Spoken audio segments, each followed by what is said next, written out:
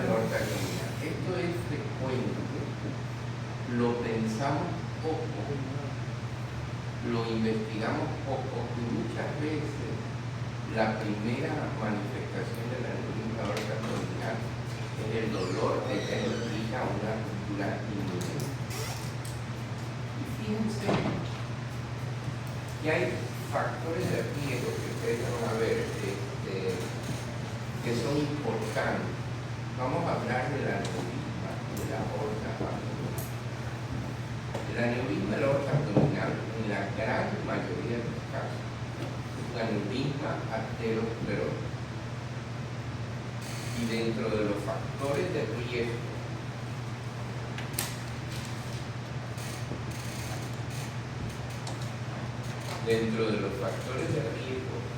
más importante, el tabaquismo. No se olviden de eso.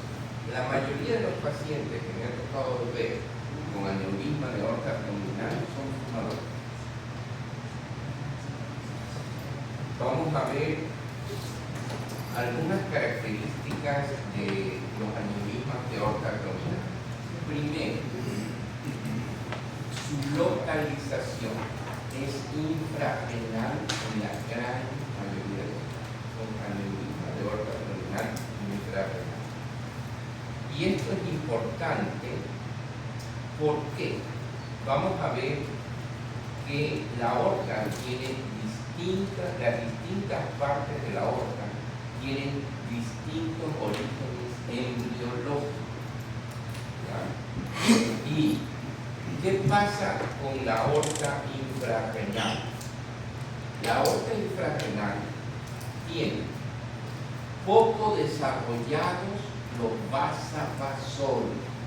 ¿Qué son los vasavasoles? Son vasos que riegan la capa muscular. Son ramas arteriales que están en la adventicia y que se encargan de impedir la pared vascular. ¿Verdad? Entonces, y aquí tienen una pared vascular normal. Esta es la túnica íntima, la túnica media y la adventicia. ¿Ya? La adventicia de la aorta infrarrenal tiene poco desarrollados los vasavasoles, que son los vasos que están encargados de irrigar a la pared vascular. Eso es un concepto importante. O sea, es una parte de la aorta que tiene un origen embrionario diferente a las otras y que tiene poco desarrollados los vasavasoles.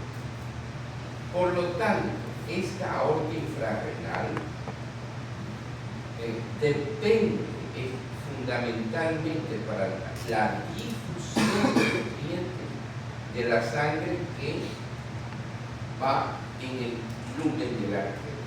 ¿Sí se dan cuenta? Entonces está en una condición de flujo poco preferencial o de desventaja. ¿Ya?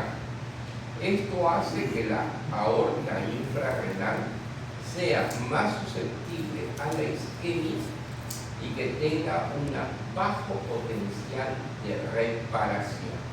Entonces ya partimos de un punto cuando alguien le diga ¿por qué la mayor parte de los aneurismas de la aorta abdominal son infrarrenales? Esa es una pregunta, porque estamos en fisiopatología fundamentalmente, ¿no es verdad? Esto hace que la mayoría de los aneurismas de aorta abdominal sean infrarrenales, el 85% de ellos. ¿Ya? Por otro lado, fíjense que la pared de la aorta infrarrenal tiene menos unidades laminares, es decir, unidades fibromusculares que las otras regiones de la aorta. O sea, no solamente tiene una desventaja circulatoria, sino que tiene una desventaja estructural, que hay menos láminas, ¿ya?, de tejido fibromuscular en su pared. en las otras partes de la aorta. Esto hace que la aorta infrarrenal sea menos elástica y tenga menos capacidad para distribuir el estrés. Si te das cuenta, o sea, tengo poca circulación, alteración de la estructura, menor distensibilidad, por lo tanto, las fuerzas mecánicas van a tener un efecto mayor. Por eso es que la hipertensión arterial asociada al tabaquismo es un factor coadyuvante para la formación de estos aneurismas de aorta abdominal. Ahora, disculpe, usted dijo que tenía menos estructuras laminares, ¿son todas las paredes o una pared? la aorta infrarrenal. Por eso, en todas sus paredes. En toda su circunferencia, es decir, hay menos estructura fibromuscular. ¿Ya? Ahora, esto es una parte importante, pero también tenemos que ver que dentro de la patogénesis, miren las distintas patogénesis o mecanismos fisiopatológicos. Primero, pueden haber mecanismos inmunológicos, autoinmunitarios, por ejemplo.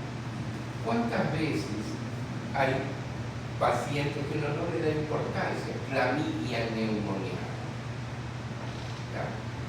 Es causa de enfermedad aterosclerótica. ¿Ya? El Helicobacter pylori, el virus del citomegalovirus, el virus del herpes simple,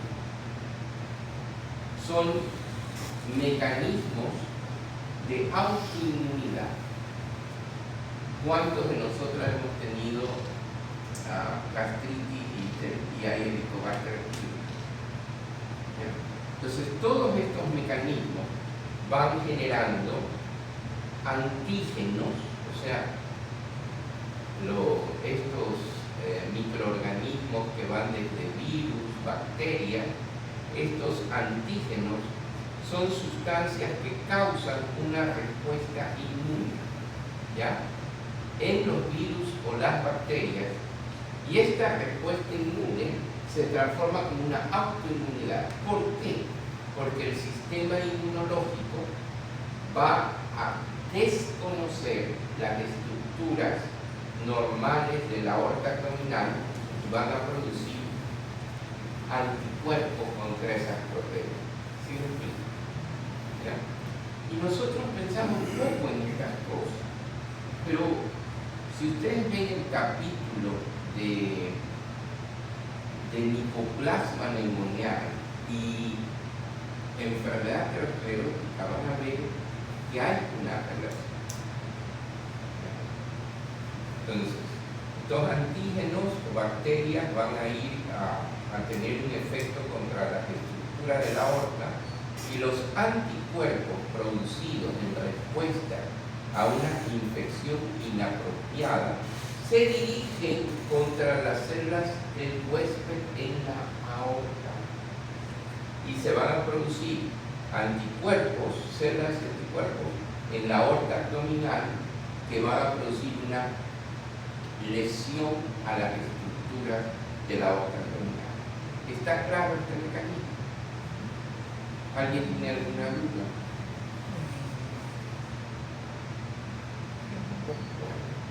¿Esto qué va a promover?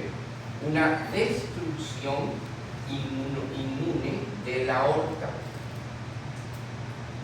Ya tenemos mecanismos de autoinmunidad. Ahora, vamos a ver los mecanismos que yo les decía: el tabaquismo, la parte genética y la arteriosclerosis. Son mecanismos no claros que van a llevar a qué. El tabaquismo va a llevar a un proceso inflamatorio importante de la aorta abdominal. Por eso es que medicamentos como los bloqueadores del RAS, que tienen un efecto antiinflamatorio, son útiles en el manejo de los pacientes con riesgo de aneurisma de aorta abdominal. Ahora, una vez que el cigarrillo, los procesos ateroscleróticos que sabemos son procesos inflamatorios.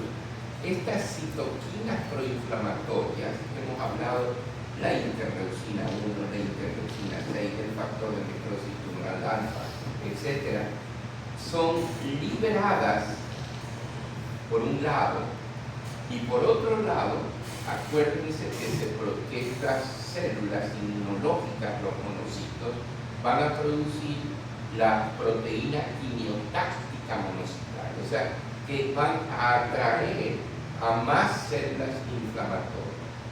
Esto va a llevar a una infiltración de la pared vascular por linfocitos y macrófagos, ¿ya? Esto obviamente va a llevar también a una destrucción mediada por el sistema inmune de la aorta. Y por otro lado, los macrófagos y linfocitos van a producir enzimas que degradan la elastina y el colágeno. ¿Como cuál? Las metanoproteinases. ¿Se acuerdan que habíamos hablado?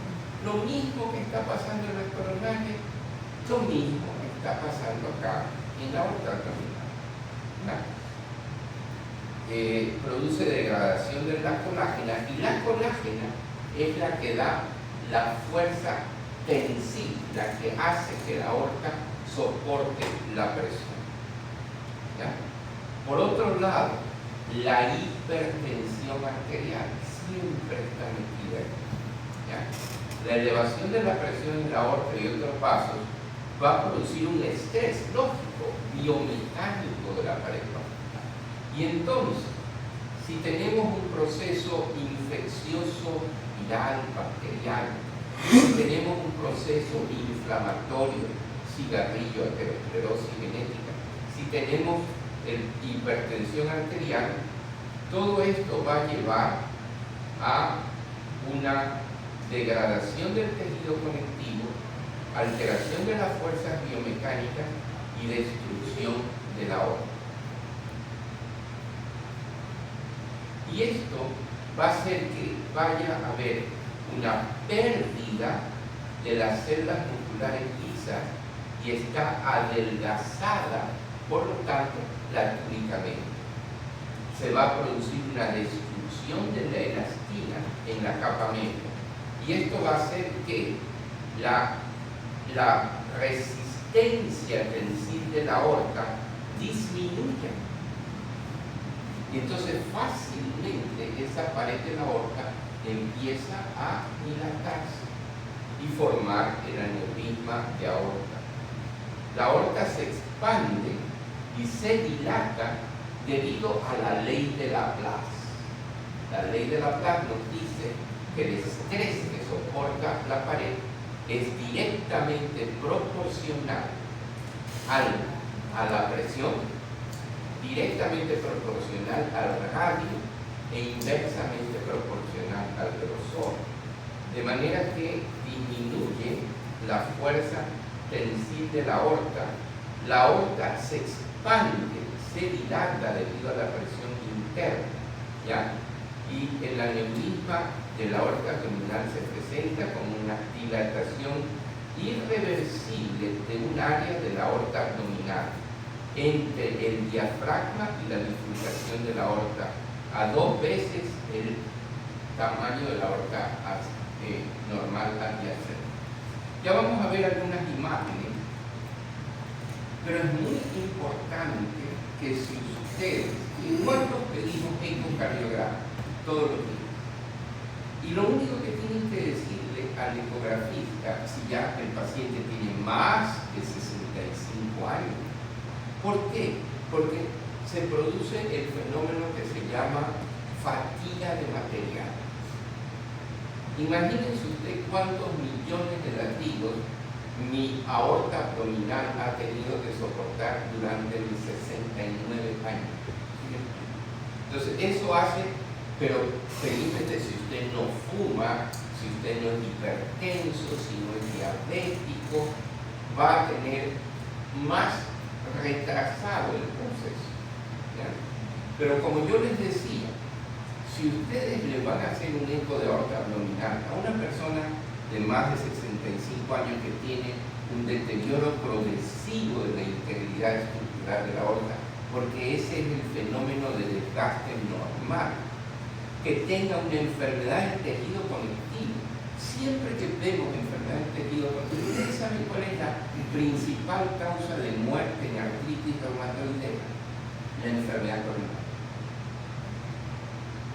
En lupus eritematoso hay vasculitis y hay compromiso. Entonces, muchas veces nosotros en enfermedades del tejido conectivo, que se ven fundamentalmente en mujeres jóvenes, empieza este proceso de una alteración de la estructura y hace que la aorta sea susceptible al daño. Entonces, ustedes ven esta gama y dicen, ¿por qué si yo pido un eco a un hipertenso diabético de corazón, no le digo al ecografista que me mida el diámetro de la aorta abdominal? No le toma más de 5 minutos. ¿Ya? Es fácil. Pedirle ecocardiograma más evaluación del diámetro de aorta abdominal infrarrenal. ¿Para qué? Para detectar las cosas a tiempo. Porque ¿cuál es el número mágico que hace que uno tenga que intervenir en un aneurisma de aorta abdominal? Hay un número mágico.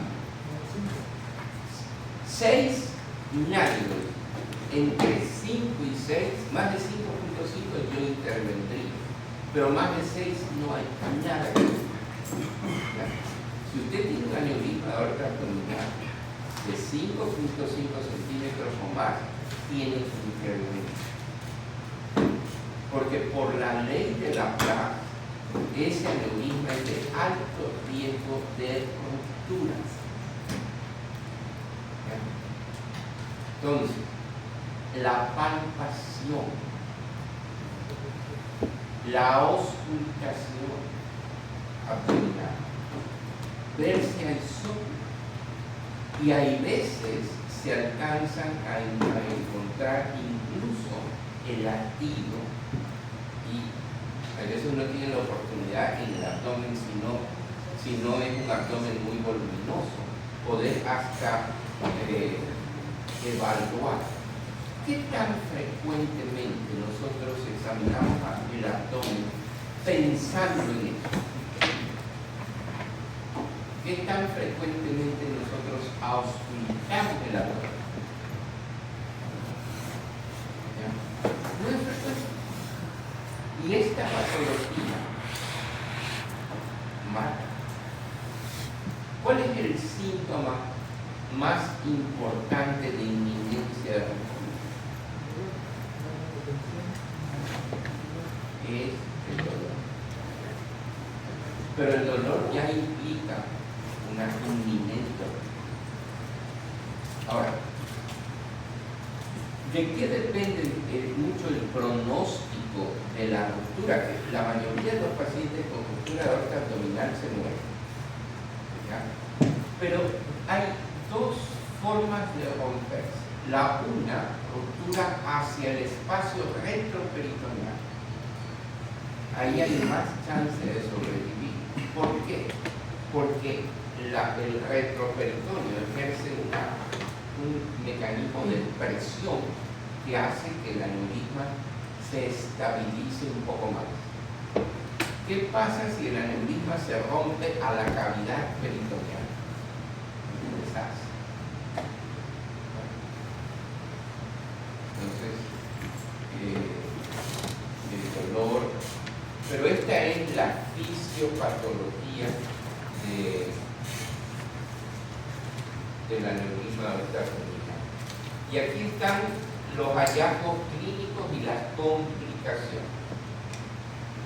Les preguntaba, ¿cuántos de ustedes han visto pacientes con aneurismas de aorta abdominal? ¿Sí? Pero por lo que llegaron ahora, hay que pensar en esta patología.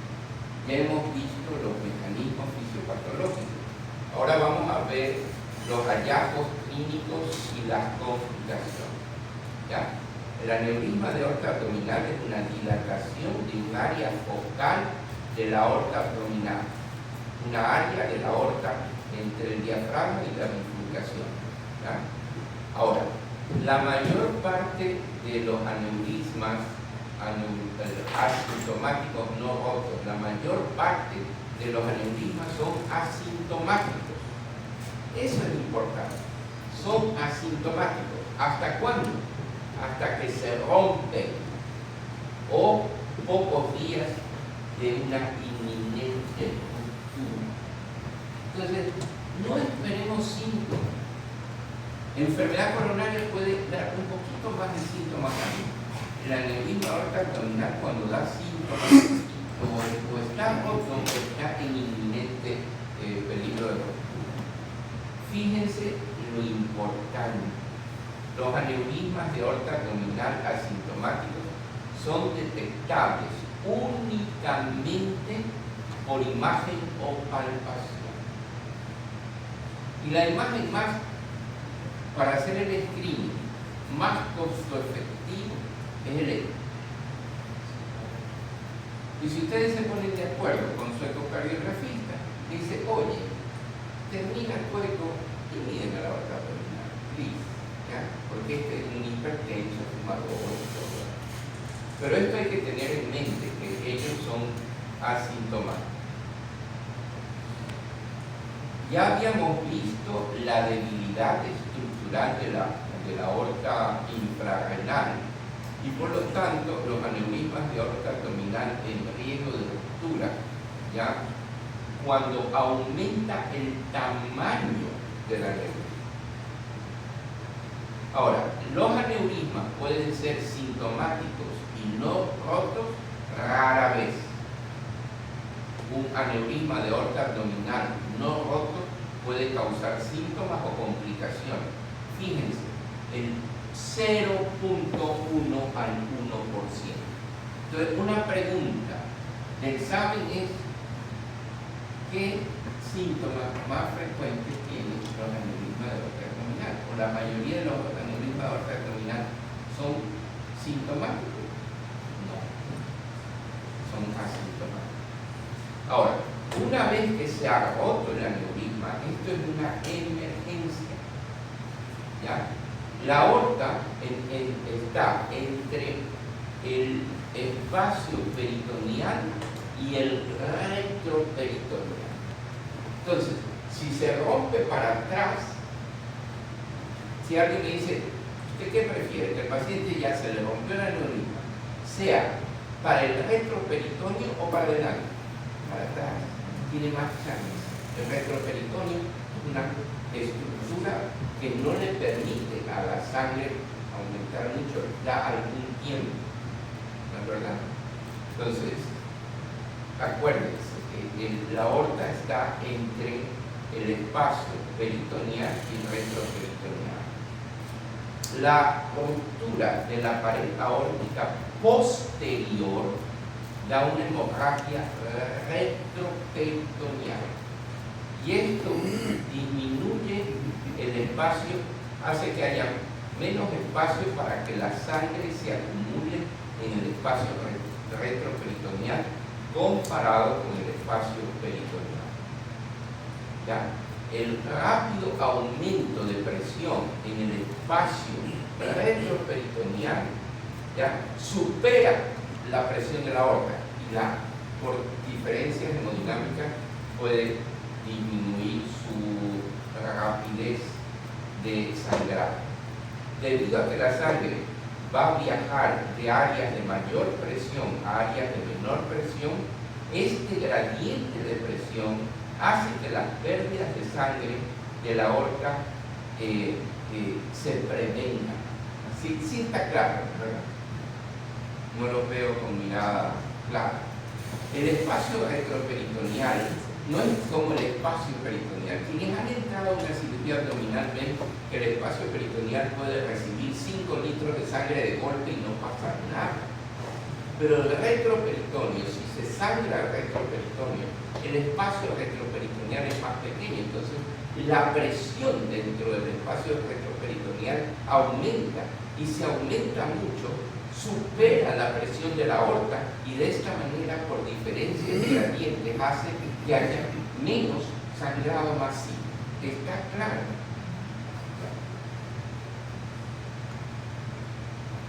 Ahora, esto puede llevar a un shock hipovolémico compensado, que es una baja presión arterial, baja perfusión sanguínea, pero las pérdidas de sangre temporalmente paran, ¿ya? Este estadio de shock es compatible con la vida si el paciente es por lo demás sano y se lo lleva a un procedimiento de reparación de la aorta importante.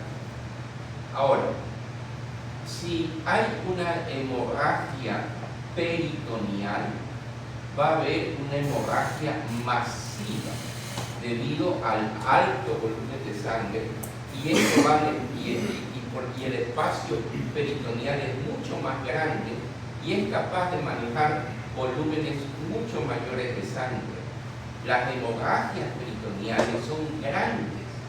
El volumen en el espacio peritoneal puede aumentar masivamente en minutos, y esto lleva a muerte a los pocos minutos. Me dolió. La parte posterior, atrás o adelante, ojalá sea adelante mejor, ¿ya? Pero esta ruptura de los aneurismas a la cavidad peritoneal son mortales en pocos minutos. Al retroperitoneo puede dar algo de tiempo. El paciente está chocado y todo, pero hay que pensar, ¿ya?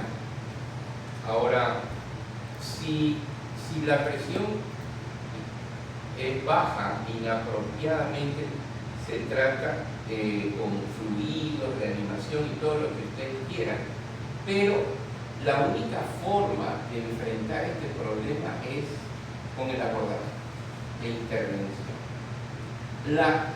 Ahora se discutirá si la intervención es percutánea o es quirúrgica. Cuando están rotos, la mayor parte de las veces tiene que ser quirúrgica. Endovascularmente es más difícil. Es más fácil tratar un endovascular si está no roto. ¿Sí me explico?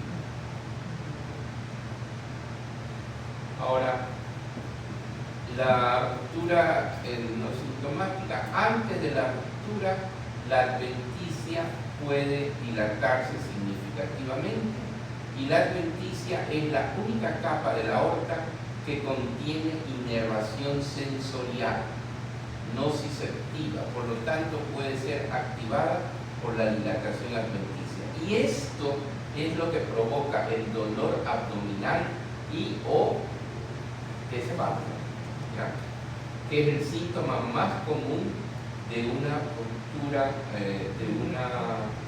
de un aneurisma asintomático no roto.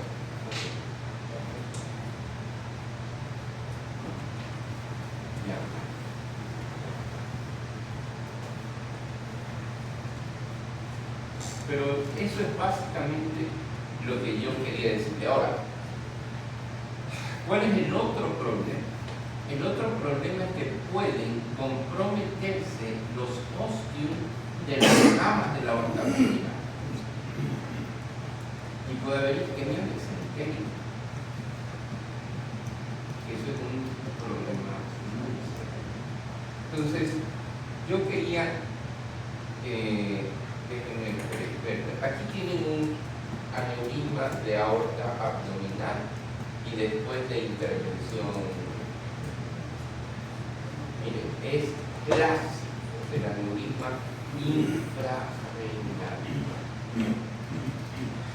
Este obviamente se murió. Gran aneurisma aterosclerótico, aquí están las arterias renales y aquí están las ilíacas. Y miren este inmenso aneurisma que se rompe.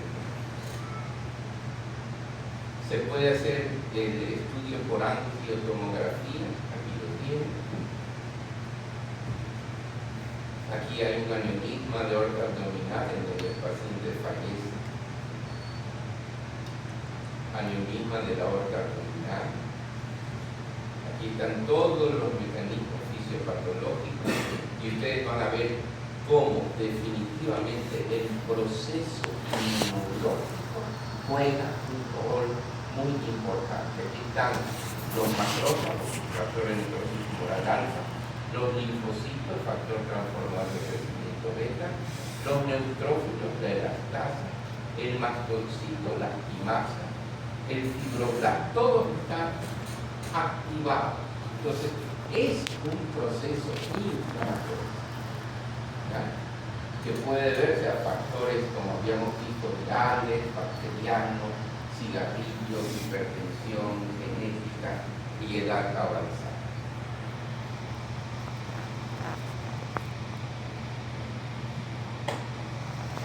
Ahora, vamos a ver preguntas, porque esta es una condición muy seria que la pensamos poco en el diagnóstico diferencial del dolor abdominal.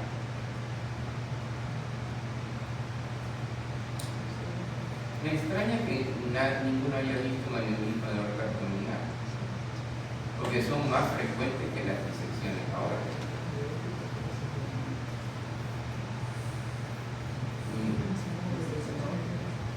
Yo les apuesto que muchos habrán pasado por ahí y no los vieron.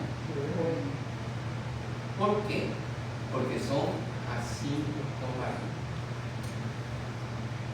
Mira, en la clínica, hoy tengo un caso de igual vino por cirugía cardiaca, era de la organización, pero al hacer el eco tenía. Y era sintomático. Se lo programó y se lo operó.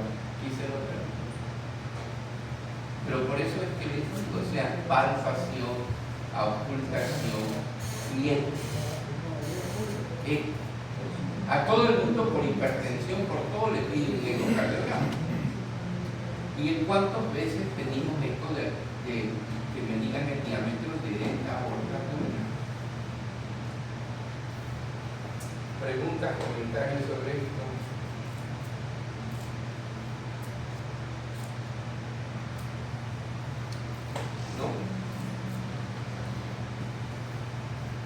¿Y qué tipo de intervención hicieron? No hicieron el abierto. Abierto. ¿Y qué hicieron primero? ¿Las coronarias? No, al final no ameritaba cirugía cardíaca porque ya llegó con código para la parte cardíaca. No fue por.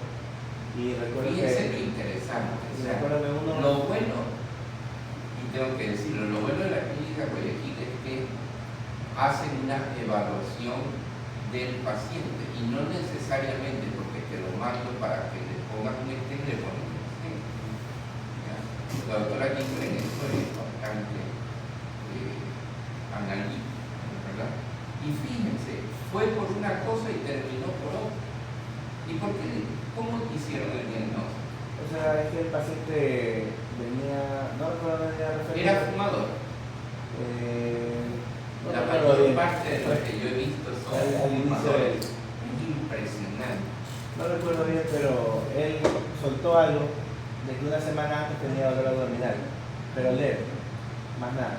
Eso fue todo. Y entonces se le hizo un eco y ahí está. Se hizo tomografía. ¿Cuánto medía? Le pusieron como 1,70 m. No, el aneurisma. No recuerdo nada. No recuerdo, pero era un gran aneurisma. Sí. Y el dolor. Más de 6 no hay que discutir nada. 5 a 6 más que sí. Menos de 5, observación estrecha. ¿Y qué hay que hacer si yo tengo aneurisma de 4 centímetros, 4.5?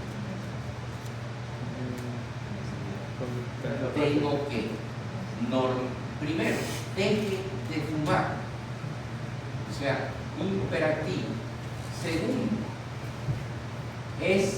baje la presión arterial, indispensable, utilizando bloqueadores del gas, más lo que sea necesario.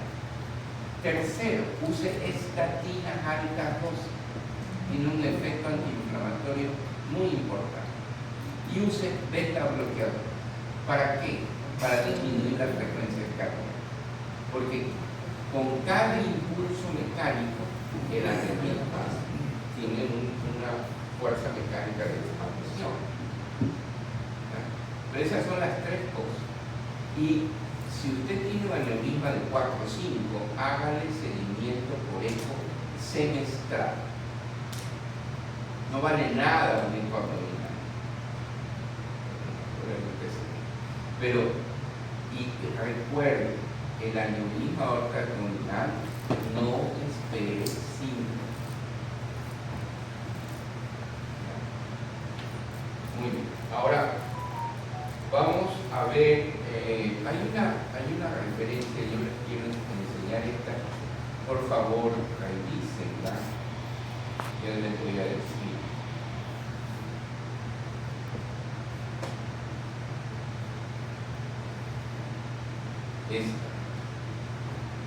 Es del JAC 2021, volumen 78, número 21. ¿Ya? Este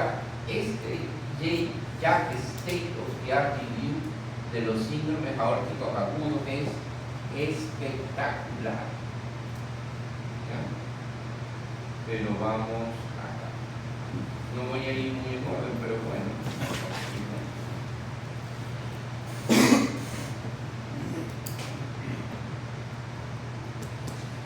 Disección aórtica.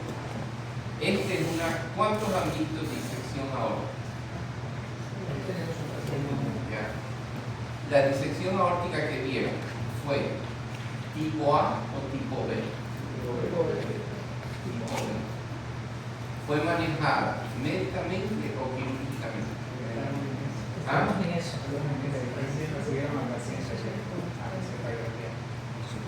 Ya. Los aneurismas, las disecciones aórticas tipo A proximales son quirúrgicas todas, sin excepción. Y cuando hay síntomas de disección, el tiempo es oro. Si usted no interviene rápidamente, el paciente se va a morir.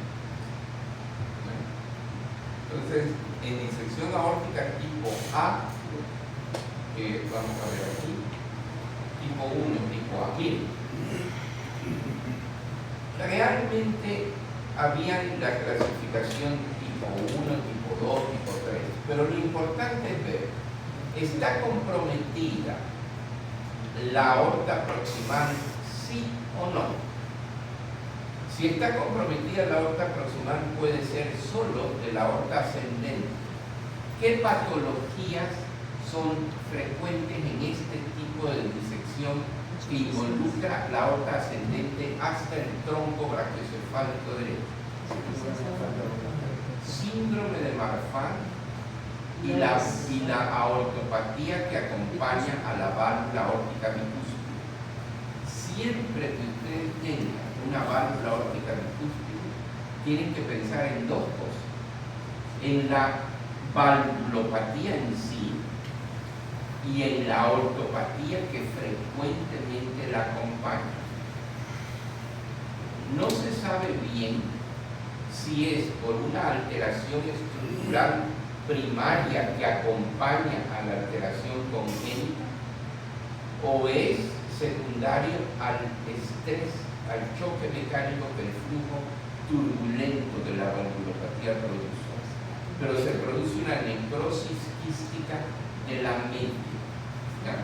Entonces, estos dos tipos, este es peor, porque esta disección hay que hacer una cirugía que se llama, los cirujanos dicen trompa de elefante, es una tremenda cirugía. Entonces, yo recuerdo que los cirujanos a esto le quieren, los marfanes lo detestan. ¿Por qué? Porque cuando ellos ponen un punto se les desgarra. Entonces pregúntenle a un cirujano, pregúntenle a un intervencionista si quiere poner una endoprótesis en un síndrome de Marfan. Yo tengo un paciente con síndrome de Marfan que vivía en Quito, lo veía un colega mío en Quito, después se terminó en Quito. Hizo disección de este tipo, típica de Marfan. Le le reemplazaron la aorta ascendente, tubo de la Crohn, le pusieron un tubo valvado con implante de coronarias y quedó muy bien. Pasan los años y viene con dolor y hay una disección de este tipo. ¿Qué hacer con este hombre? ¿Ya? Esta disección se estabilizó, no creció, el dolor paró y yo dije, aquí la responsabilidad hay que tomarlo entre tres. El intervencionista endovascular, el cirujano y el clínico. Primero, ¿hay dolor o no hay dolor? No hay dolor. Segundo, ¿cuánto mide el falso lumen? Tercero, ¿hay evidencia de que el falso lumen esté trombosado? ¿Hay tendencia a expandir el falso lumen? Esas son las preguntas clave. Si el falso lumen no se expande, ahorita con imágenes, con angiotomografía, uno ve maravilla, es una cosa de loco en la reconstrucción tridimensional. Pues en él se formó un hematoma aquí. Eso es bueno. ¿Por qué? Porque impide el flujo sanguíneo del FLAP. ¿Sí me explico? Se trombosa. Lo grave es cuando hay, aquí pone el Doppler, hay flujo, y aquí no hay flujo que entre a la aorta. Eso es peligroso porque se va a expandir. Entonces dijeron, trombo, FLAP que no se expande, síndrome de Marfan, doctor, sigámoslo clínicamente. Si me meto a hacer todo esto en un Marfan, vamos a tener problemas. Entonces, ese paciente lo seguimos periódicamente y está vivo, y esto pasó hace como un par de años, estuvo en el intercostas. Entonces, ¿pero qué hacemos con él? 100 de presión sistólica, 55 latidos por minuto, beta bloqueadores, estatina, bloqueadores del RAS, ¿sí me explico? No usar vasodilatadores, o sea, amlodipina no es una buena idea aquí porque aumenta el DPD. Entonces, estos son los tipos de disección, ¿ya? Esta es la famosa clasificación de De Baker. En el tipo 1, la disección se origina en la aorta ascendente y se extiende como mínimo al callado y con frecuencia hasta la aorta descendente y más allá. Cuando es de todo, esa es una cirugía que requiere a varios equipos quirúrgicos, ¿sí me explico? Porque hay que abordar toda la cirugía de aorta torácica y abdominal. La disección se origina en la aorta ascendente, la segunda es la típica de Marfan, la aorta ascendente y está linkado a este segmento. Esta de aquí, la tipo 3, la disección se origina en la aorta descendente, por lo general distal a la subclavia izquierda. Y esta tiene mucha relación con hipertensión arterial.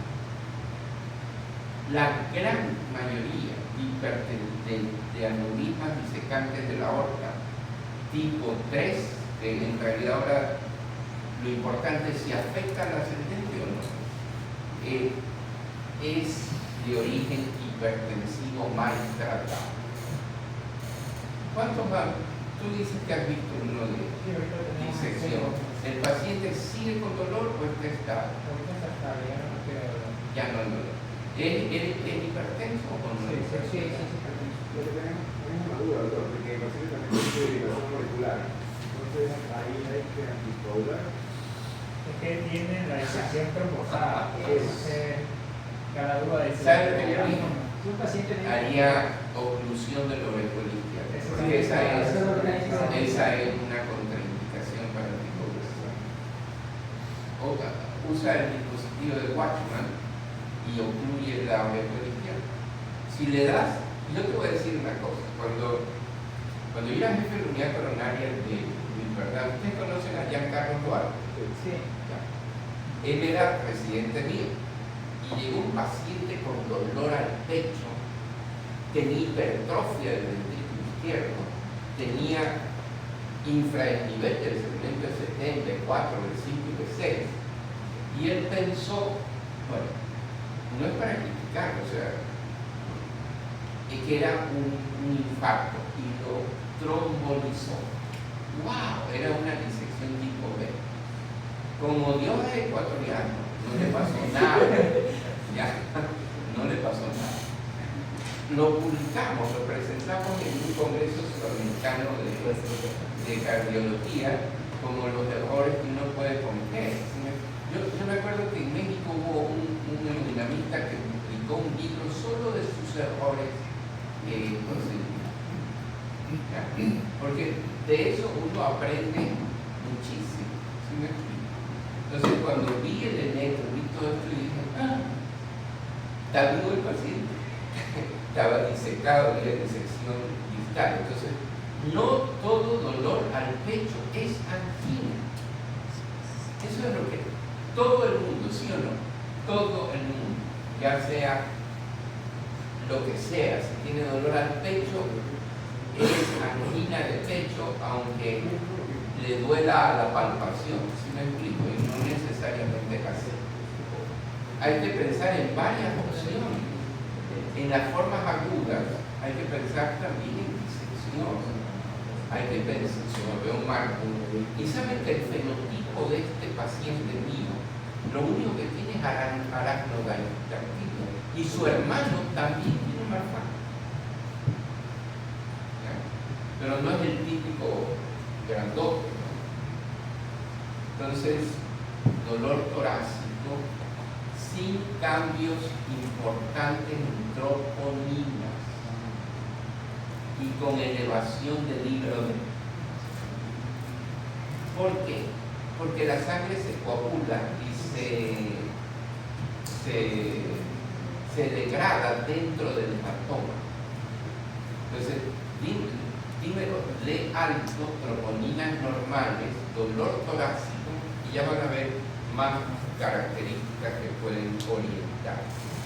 Stanford hizo una pequeña diferenciación y dice, la A, disección de la aorta ascendente, con o sin extensión a la aorta descendente. ¿Por qué? Porque para el cirujano es muy importante si está comprometida la aorta ascendente. Esto no lo vamos a hablar. Ahora, ¿qué pasa con tratamiento médico? La mortalidad es brutal en la disección internacional aorta abdominal tipo A. Disección tipo A. Si ustedes lo van a tratar médicamente, se les va a morir. Estos son de tratamiento médico. Y el tiempo es oro. Este es el tiempo para intervenir. Miren qué pasa con las curvas. Después de las 24 horas, miren cómo la supervivencia, si no es operado, cae dramáticamente. Había uno que decía que la mortalidad era de 1% y por hora. Me parece un poco exagerado. 1% y por hora. Sí, en las primeras 24 horas en la IULICA es 1% por hora. Entonces, aquí hay que andar recontra. Y si estoy pensando en infarto y en todo, y peor si se me ocurre la brillante idea de progresar. Pero yo quería que esta parte de las curvas me parece la más importante. Miren a las 24 horas. ¿Qué pasa si no se opera? Y a las 48 horas. En la disección tipo B es diferente. Miren ustedes la supervivencia. Con tratamiento médico y con tratamiento endovascular, la supervivencia. Miren, con tratamiento médico. Por eso es que no todas las disecciones tipo B son quirúrgicas. ¿Cuándo una disección tipo B es quirúrgica?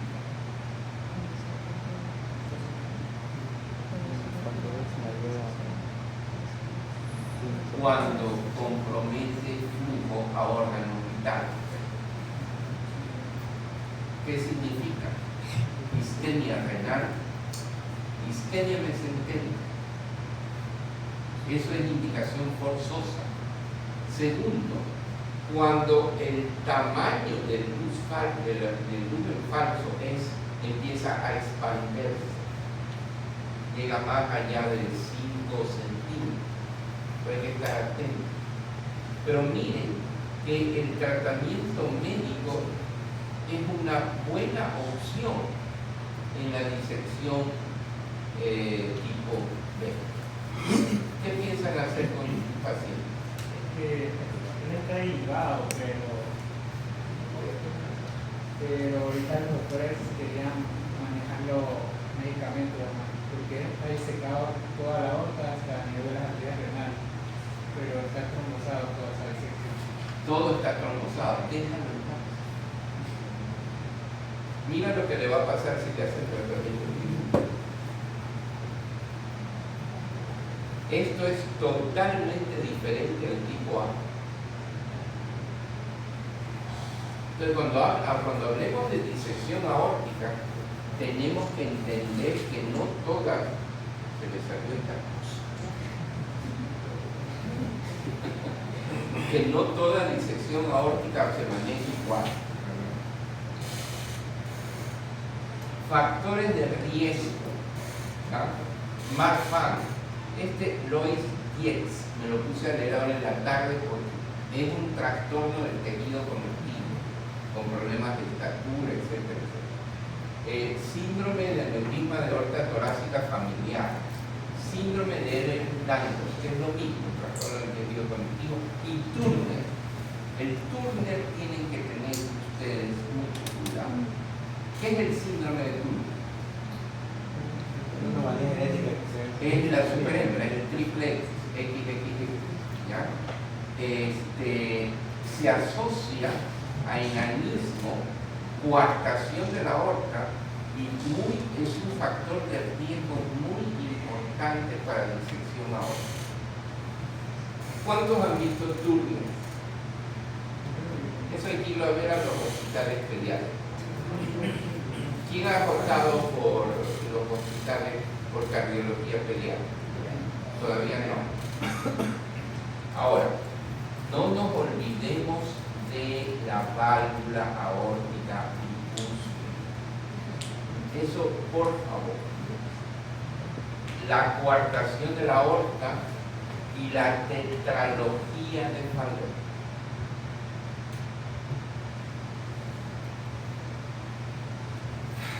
En arteriosclerosis ya vamos a ver que una de las formas de síndrome aórtico agudo es la úlcera penetrante arteriosclerótica. Ahora, traumatismos cerrados. Miren, cuando ustedes piensan que un paciente en un accidente de tránsito puede tener una ruptura aórtica, esto es una cosa que me lo pasaron en mi residencia y todavía me quedó porque vimos un caso. La fractura de la primera costilla. ¿Por qué? Porque la primera costilla es una estructura tremendamente protegida por todos los músculos, etc. Para que haya un trauma, ¿quiénes han visto ruptura de la primera costilla? No hay. Ustedes van a ver ruptura. Dice, si un traumatismo es lo suficientemente serio como para romper la primera costilla, busque lesión aórtica.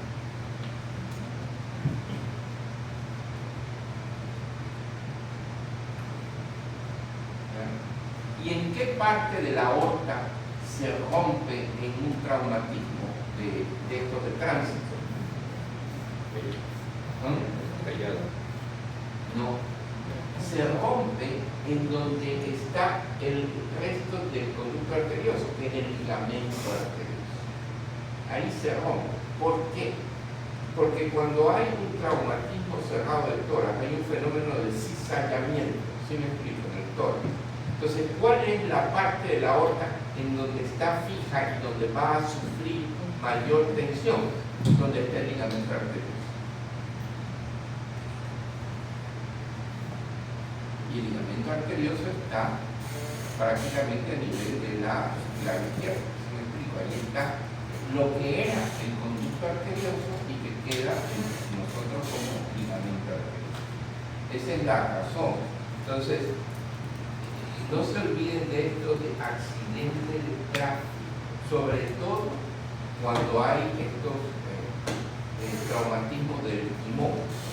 Y eso pasa sobre todo cuando no tienen puesto el cinturón de seguridad. De verdad. ¿Quiénes se han volcado? Y una vez me volqué por el cerro. Y el cinturón de seguridad te salva. Oye, era un dolor tan brutal de aquí que yo pensé que había lesiones de algo. Y era el cinturón de seguridad. Ese te salva. Entonces, si no, te pega contra todo.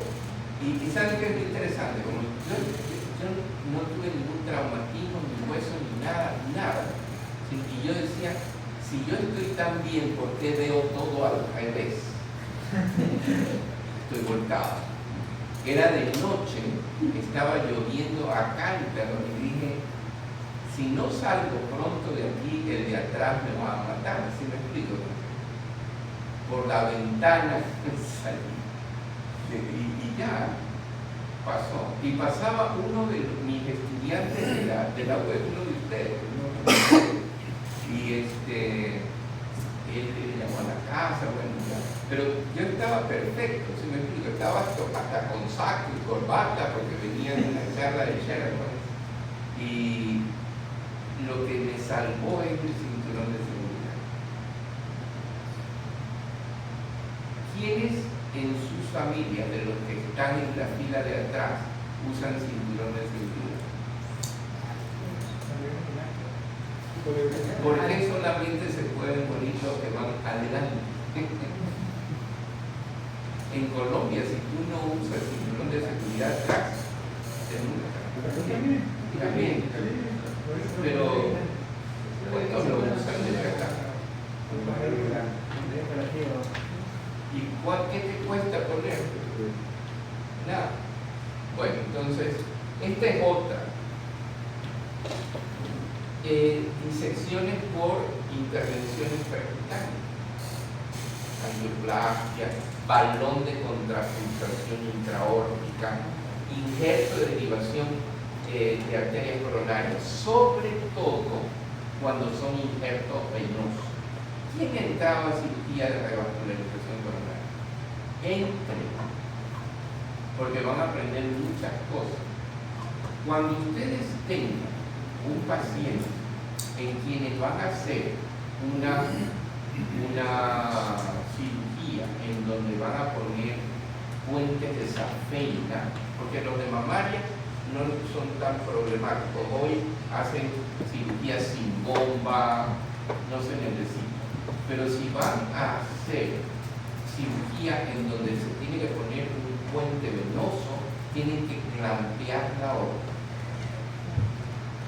Yo me acuerdo en México de un piloto de aviación que necesitó cirugía de revascularización.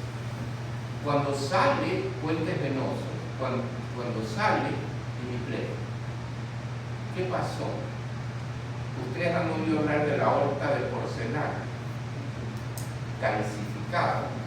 Si ustedes plantean una aorta de porcelana, eso va a pasar. Entonces hay que pensar mucho. Si me explico, este paciente va, ¿cómo está su aorta ascendente? O el paciente se le puso un balón de contrapulsación y de repente hay dolor torácico. Puede haber una complicación. Balón de contrapulsación, cirugía vascular, accidente de tránsito, reparación endovascular de un aneurisma torácico. Esto es otra. Yo no he visto disecciones por consumo de cocaína. He visto infartos de miocardio por cocaína sí. Y miren, metanfetamina.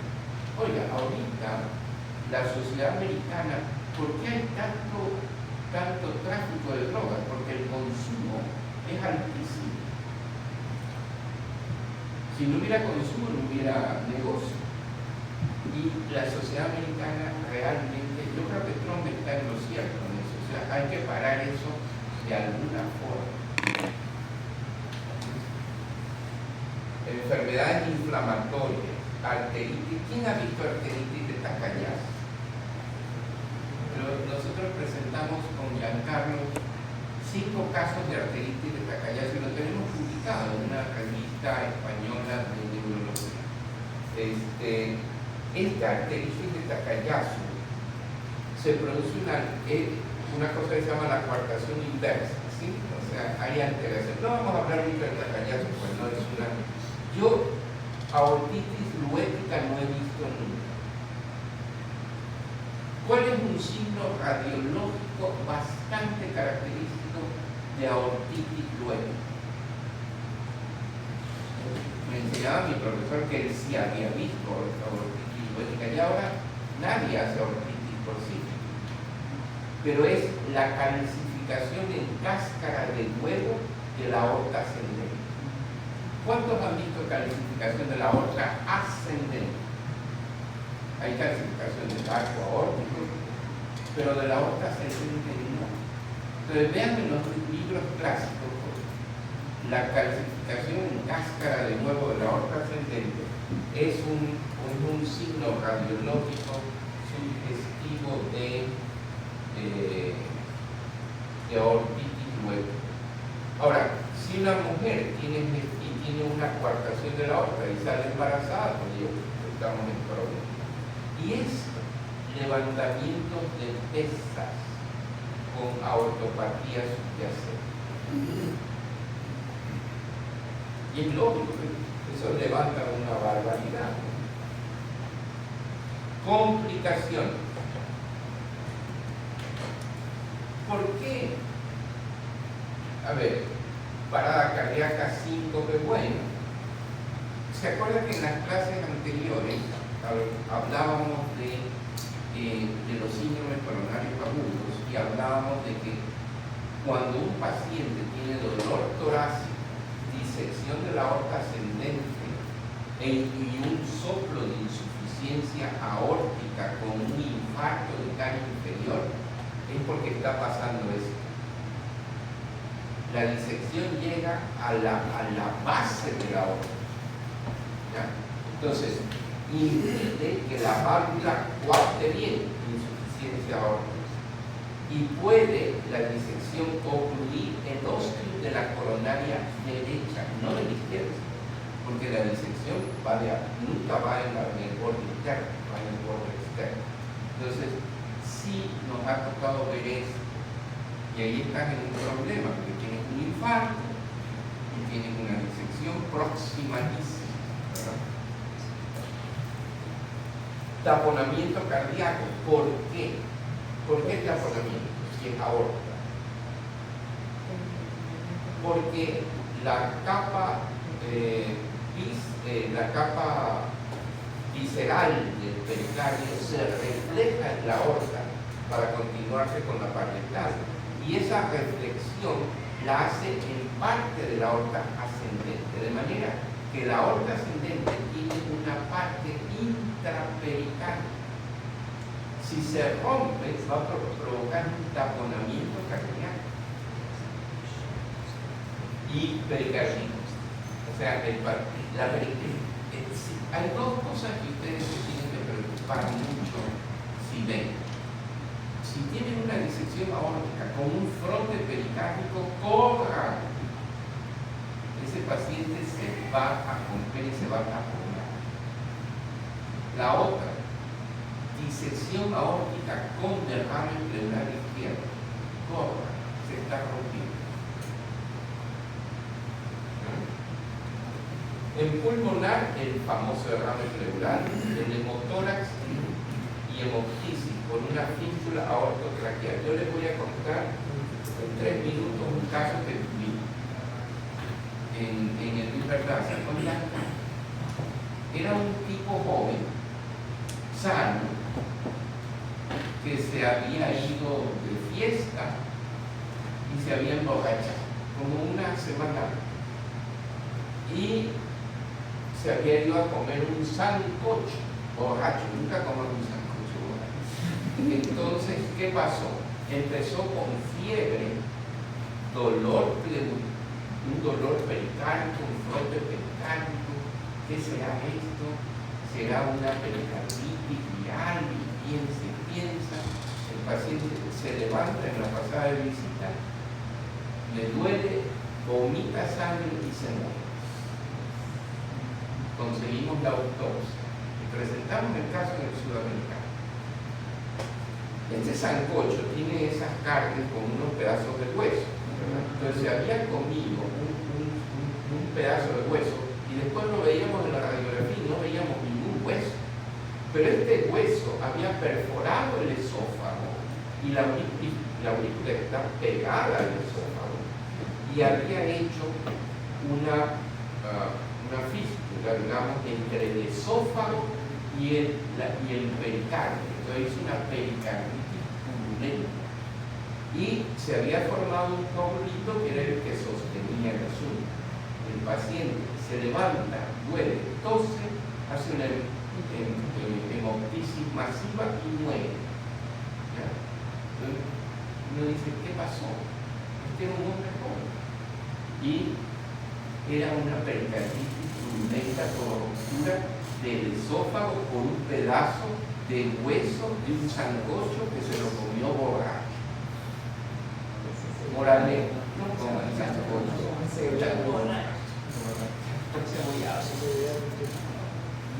Ahora, el paciente puede presentarse con un accidente cerebrovascular. ¿Por qué? Porque la disección compromete a los vasos supraórticos, un ataque isquémico transitorio, una paraplegia. ¿Por qué? Porque si es descendente está comprometiendo las arterias que van a irrigar la médula muscular. Encefalopatía, coma, síndrome medular, neuropatía isquémica. Esto tenganle miedo. La isquemia mesentérica, nosotros le decíamos isquemia semintérica, porque se produce una necrosis intestinal brutal. Y lo veíamos con alguna frecuencia en fibrilación auricular. Fibriladores auriculares que de repente vienen con un dolor abdominal masivo. Ahora, puede haber isquemia mesentérica, pancreatitis, hemorragia por fístulas aortoentéricas, ¿ya? Y vascular periférico, si se compromete la ilíaca y se compromete la circulación, pues va a haber isquemia, etcétera, etcétera. Entonces, nosotros vemos que hay una gran posibilidad. Si ustedes tienen un paciente con disección tipo B y tiene alteraciones del flujo de órganos, tiene que ser luchador, aunque sea tipo B.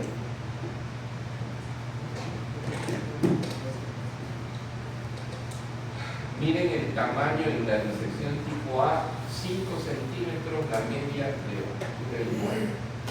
Y esta es la causa de la insuficiencia aórtica. Si la disección aórtica es muy proximal, la disección compromete la coaptación valvular y el paciente tiene insuficiencia aórtica. Y la tomografía, la angiotomografía. ¿Quiénes han visto disección en angiotomografía? Es fabuloso, se ve maravillosamente bien. Aquí ustedes ven cuál es la luz verdadera y cuál es la luz falsa. ¿Esta es la verdadera o esta es la verdadera? La falsa es la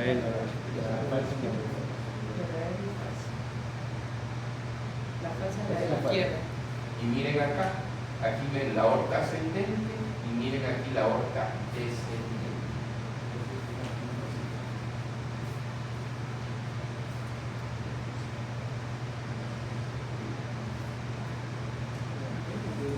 Miren esta típica disección tipo B. ¿Ya? Distal a la subclavia izquierda. Este es el falso lumen y este es el lumen verdadero. ¿Y qué es lo que me preocupa de esa imagen? que la ecodensidad de aquí es igual a la de acá, de manera que no se ha formado un trono. Y eso no es bueno. Y miren aquí cómo se puede comprometer la irrigación de la India. Aquí otro, ¿lo ven? Miren en una radiografía del tórax. Entonces, el paciente viene con dolor torácico, pero ¿cómo está el mediastino? ¿Cómo está la aorta? Les va a dar una idea clara. Miren, de aquí a acá. Y cómo la aorta está desplazando la vía N. Si alguien llega con dolor torácico y tiene esto, por favor, pensar en mi sistema aórtico. Aquí está aneurisma. Esto es un aneurisma de aorta torácica. Esto no es una disección.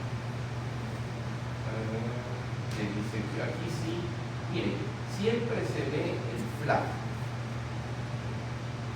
¿Y cuál es el eco transtorácico? ¿Qué tan útil es?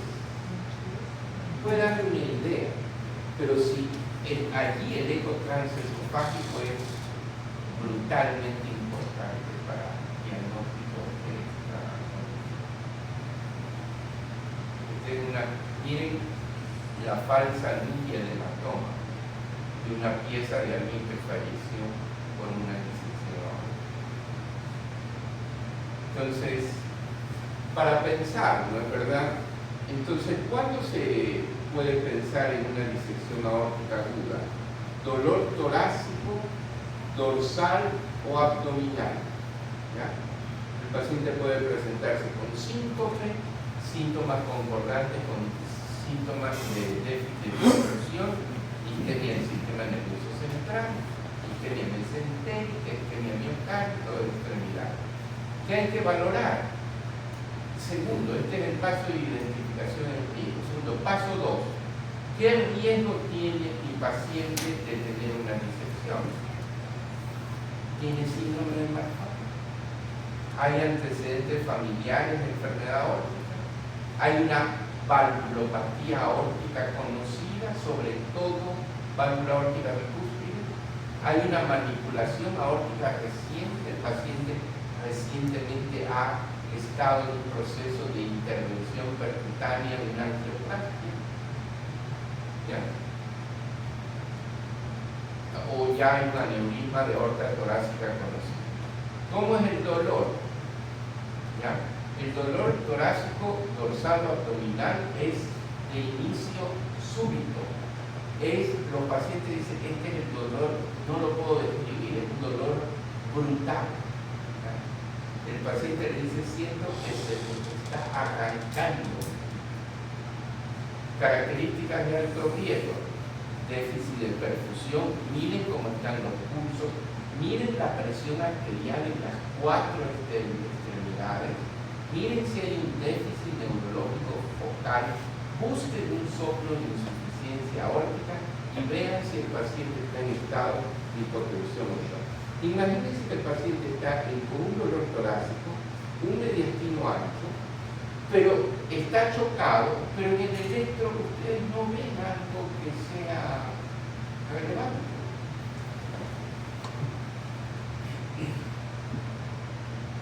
Paso 3. Aquí está, ¿no? Índice de riesgo, no hay característica de riesgo, pongámonos acá. Índice de riesgo, presencia de cualquier categoría de alto nivel. La pregunta es, ¿hay un electrocardiograma consistente con un infarto del miocardio con elevación del segmento ST? Si la respuesta es no, radiografía del tórax. ¿Ya? Con un diagnóstico alternativo claro, no, anamnesis y exploración física, etcétera, etcétera. Entonces, ¿qué es lo que yo quiero que quede claro? Que no todos los dolores al pecho son coronarios. La mayor parte lo son, pero hay un porcentaje de ellos que no lo son. Entonces, tenemos que tener todas estas alternativas.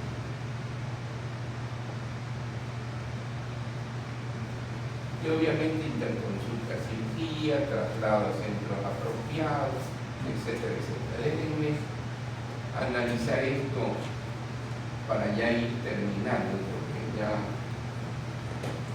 comentarios, preguntas. Creo que puede ser una pregunta de lo que mencionaba, porque es verdad que el tratamiento final sería bueno un cierre de escuela. Ahorita el paciente no cuenta con ese tratamiento. Corre el riesgo de no anticoagular. Porque si estás disecado y no anticoagulas, yo creo que ahí vas a tener un problema. ¿En qué hospital está? Sí. Sí, yo vi, Canal 2 sacó un montón. ¿Han visto todo lo que se ha publicado en Diario del Expreso? ¿Sí lo han visto? Dice, el IES, la vaca lechera de las clínicas privadas. ¿Saben cuánto ha gastado el IES en 10 años en derivaciones a clínicas privadas? 8.000 millones de dólares. ¿Saben cuánto gastó en derivaciones a la clínica Kennedy? 220 millones. ¿Saben quién es el director del BID? ¿Saben quién tiene que controlar los pagos? ¿Eso cómo se llama? Conflicto de interés. ¿Y saben quién ha dicho algo de esto? Nadie. Una cosa ridícula.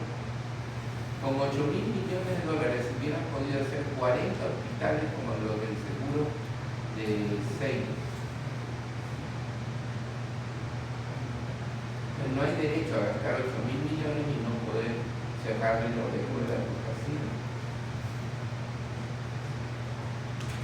Entonces, miren, disección, patogénesis, complicaciones. Hemos hablado del trauma, de la hipertensión, de la manipulación iatrogénica, del clampeo. Ustedes entren a cirugía para que vean cómo es esta cosa. Vean cómo clampean la aorta. ¿Ya? Antes de hacer eso, hagan un buen estudio de la aorta ascendente, si está calcificada o no. Si clampeas una aorta en porcelana, suena. Y de ahí, ese era piloto de aviación, o sea, se acabó el partido. Entonces, hipertensión iatrogénica, degeneración quística de la media, trastorno del colágeno, todas estas son causas, ¿no? Entonces la hipertensión, la manipulación iatrogénica va a provocar fuerzas mecánicas que dañan la íntima de la aorta. Si hay degeneración quística de la aorta, pues hay una ruptura de las capas elásticas que apoyan esto y esto va a producir un desgarro de la íntima de la aorta y con disfunción. Y trastornos del colágeno como la enfermedad de Marfan, con una estructura de soporte anormal, ¿no es verdad? Entonces, cuando se produce la disección de la íntima, ¿qué va a pasar? Este desgarro de la íntima crea un flap intimal de tejido. Si el flap se sitúa al lado de la válvula aórtica, el flap mecánicamente impide el cierre apropiado y se produce regurgitación de la aorta. Ya habíamos visto. Si el flap bloquea el flujo al ósteo de la coronaria izquierda, va a haber un inadecuado aporte de oxígeno y isquemia miocardial. Si la disección se propaga a lo largo de la pared aórtica, se puede extender al saco pericárdico, hacer un hemopericardio, un taponamiento cardíaco sin shock. Si la extensión se compromete rama de la aorta que impida el flujo al tejido, puede provocar isquemia cerebral, intestinal y de miembros inferiores. Estos síndromes de malperfusión pueden provocar stroke, isquemia mesentérica o isquemia de miembros. Busquen diferencia de presión de más de 20 milímetros entre los brazos, pulsos débiles, mareos, síncope, coma. ¿Ya? La sangre que entra a la aorta disecada es expande la estructura y comprime estructuras adyacentes. Yo nunca he visto esto, que se comprima el ganglio estrellado y me dé un síndrome de Horner. Eso yo lo he visto en cánceres de pulmón. El tumor de Pancoa, que eso sí, pero esto no lo he visto nunca, pero está descrito que puede haber. ¿Qué es el síndrome de Horner? Es una pupila contraída unilateralmente, ¿ya? Y hay caída del párpado con disminución de la sudoración. Pues está comprometido el ganglio estriado, ¿ya? Ahora, si se comprimen estructuras sensibles como la pleura, el peritoneo, pues va a haber dolor, ¿no? ¿Verdad? Este dolor señala, se debe obviamente a aferencia. La aorta, la íntima no duele, la media no duele. Cuando se compromete la adventicia, ahí es que viene el dolor. Entonces puede haber dolor, esta es la presentación del dolor, etcétera, etcétera.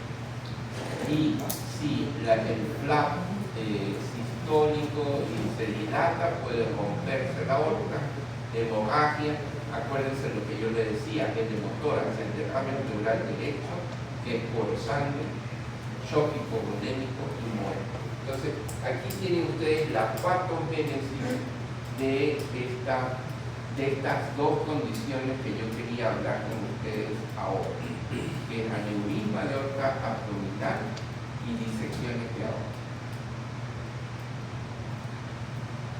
Estas son las técnicas quirúrgicas y estos son los tipos de síndromes aórticos agudos. Aquí tienen la aorta normal, aquí tienen una disección clásica completa de la aorta, aquí tienen un hematoma intramural, esa es otra cosa, que pueden no tener una disección pero sí tener un hematoma intramural, o pueden tener una disección clásica con una trombosis del falso lumen, una disección incompleta o una úlcera aórtica penetrante. Miren. Y todo eso lo pueden ver con la mano. De manera que cuando hablamos de estas condiciones no solamente hay que pensar en disección, hay que pensar en hematoma intramural y hay que pensar en úlcera aórtica penetrante, que también necesitan diagnósticos e intervenciones adecuadas. Aquí están las imágenes.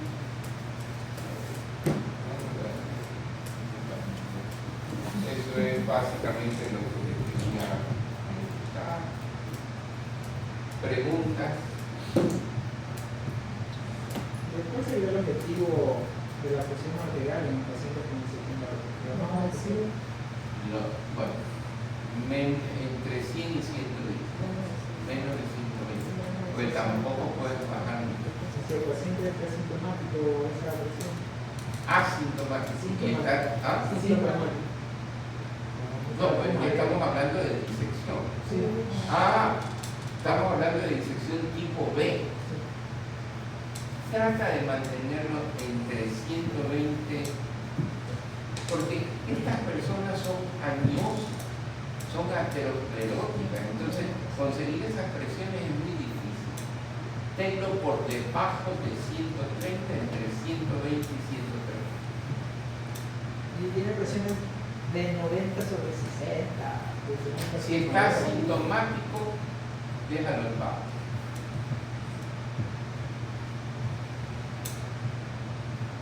Hace poquito tuvimos un paciente complejo. Este paciente tenía una placa carotidia y le quería, lo veo hace años, ahorita está en Solca, en el pensionado. Le querían hacer un stent, era sintomático, no había necesidad, perfecto, ponle tu agregante planetario para que esté tranquilo, soltatina, control de presión, etc. Hace un sangrado masivo del tubo intestino. El hematocrito cae a 19, pero bruscamente, y se crea un gran compromiso nodular. Hace isquemia miocárdica, infarto de miocardio tipo 2, ya lo querían meter a de momento, esto es un tipo 2. ¿Qué pasa si tienes un sangrado de tubo digestivo y lo metes en hemodinamia y le pones un stent? Se murió, porque lo tienes que antiagregar doble. Entonces, 3, sale del asunto, deja de sangrar, perfecto, se va estabilizando, ya no son necesarios los inotrópicos, porque necesitó inotrópicos, etcétera, etcétera. Listo, perfecto. Hizo durante ese momento fibrilación auricular, pero en el contexto de un paciente críticamente enfermo. Eso es común. ¿Cuántas veces has visto eso? Pacientes críticamente enfermos por lo que sea, sepsis, que hacen fibrilación auricular. No lo anticoagulan. Acaba de sangrar el tubo digestivo, estamos teniendo un serio problema. Pasa. El catéter central estuvo más de 8 días y de repente el paciente hace fiebre, escalofrío y leucocitosis y todo lo demás. Era relacionado con catéter, ¿verdad? Sácale los benditos catéteres y hace fibrilación auricular de nuevo, relacionado con eso. Le das amiodarona, pasa todo, está en sinusal. ¿Qué le haría?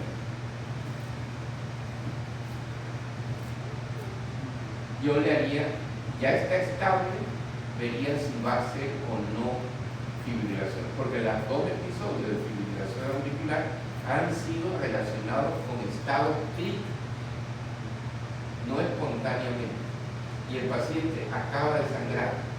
No se le hizo la colonoscopía porque era enterorragia y el endoscopista no podía ver nada por la cantidad de sangre que había. Entonces la pregunta es, ¿qué vamos a hacer ahora? Vamos a monitorear, hacer un monitoreo largo, y ahorita les digo una cosa, estos smartwatch son una cosa increíble porque les da los promedios de frecuencia, les da hasta las alteraciones del ritmo, un montón de cosas. Entonces, él cuando hace FA hace 120, 130. Entonces vamos a seguir. Mientras no tenga yo indicio de eso, no lo voy a anticoagular hasta que me digan por qué sangró del tubo digestivo. Pero ya va a salir en el hospital. Entonces, eso que tú me hablas de anticoagular, fíjate qué presión he recibido para anticoagular. Y no. ¿Por qué? Porque acaba de salir de un sangrado masivo. Si tú anticoagulas a este paciente con disección, vas a tener más problemas. Ya veamos qué pasa con la disección, si se forma, pero es difícil. El Watchman es lo ideal para él.